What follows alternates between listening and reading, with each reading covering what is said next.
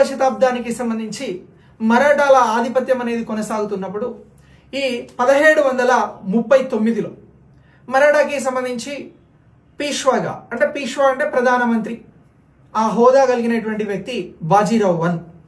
ఈ బాజీరావు వన్ ఈ పోర్చుగల్ వారిని ఓడించి బెస్పైన్ సాల్సెట్టి అనేటువంటి ప్రాంతాలను స్వాధీనం చేసుకుంటాడు పోర్చుగల్ వారి దగ్గర నుంచి. సో ఇలా పోర్చుగల్ వారు 16వ శతాబ్దం 1612 నుంచి ఏ యుద్ధం చేసినా కూడా ఓడిపోవడమే. డచ్ వారితో, ఆంగ్లేయులతో, ఇక్కడ ఉన్నటువంటి మొఘల్స్కి సంబంధించినటువంటి వారితో. సో ఇలా చాలా చోట్ల స్థావరాలను ఏర్పాటు చేసుకున్నటువంటి వీరు వారి ఆధిపత్యాన్ని కోల్పోతారు.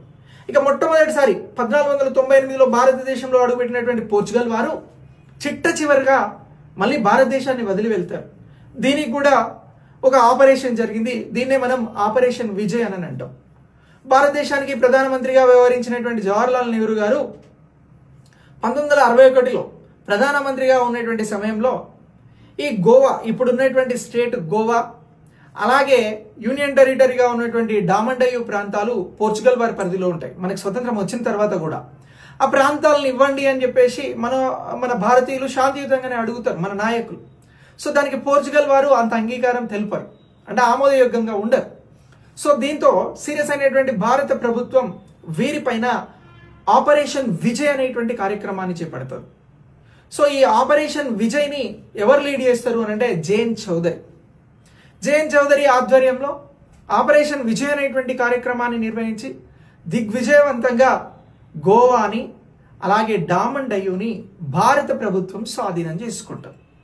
సో ఇలా మొట్టమొదటిసారి యూరప్ ఖండం నుంచి మొట్టమొదటిసారి సముద్రానికి అనుకుని భారతదేశానికి వచ్చినటువంటి పోర్చుగల్ వారు 1498లో వస్తే చిట్ట చివరిసారి 1961లో ఆపరేషన్ విజయ్ ద్వారా భారతదేశాన్ని వదిలి పూర్తిగా వెళ్ళిపోతారు.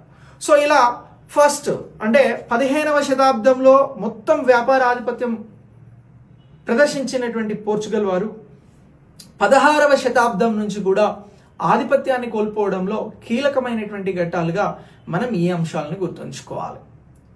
సో సాల్వే యుద్ధం, అలాగే గల్ఫ్ ఆఫ్ హార్మూజ్ని కోల్పోవడం, కొచ్చిని కోల్పోవడం, కాసిం ఖాన్ వీరిని హుగ్లీ నుంచి పంపించడం, జహాంగీర్కి సంబంధించినటువంటి సేనలు చిట్టాగాంగ్ నుంచి పంపించడం, ప్రిన్సెస్ బ్రిగాంజా కోసం, క్యాథరిన్ బ్రిగాంజా కోసం ముంబైని కోల్పోవడం, ఇవన్నీ పోర్చుగీస్ వారికి సంబంధించిన ముఖ్యమైనటువంటి వారి పతనానికి సంబంధించినటువంటి కీలకమైనటువంటి ఘట్టాలుగా మనం గుర్తించాల్సి ఉంటుంది.